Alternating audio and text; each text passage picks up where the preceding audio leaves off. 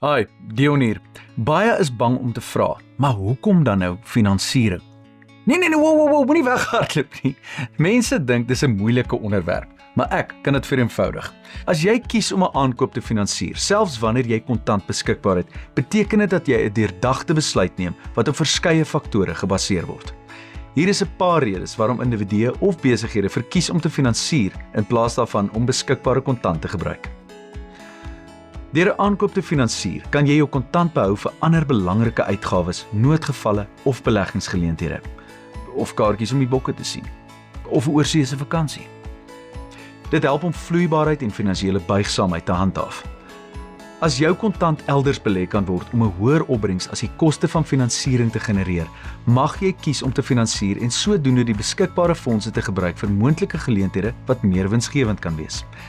Finansieringsooreenkomste kan belastingvoordele bied, soos die aftrekbaarheid van rentekoste.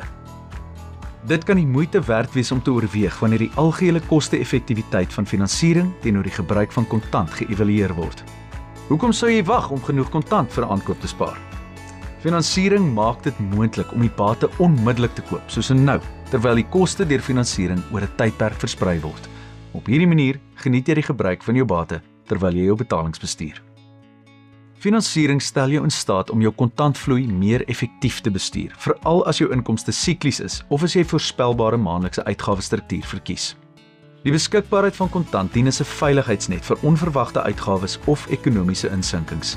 Finansiering stel jou in staat om hierdie noodreserwe te behou terwyl aankope steeds gemaak word. Die besluit om te finansier of kontant te gebruik hang af van jou finansiële doelwitte, besigheidsstrategie en individuele omstandighede. Evalueer die mees koste-effektiewe en voordelige benadering vir jou spesifieke omstandighede. Sien, jy hoef nie weg te hol vir finansiering nie.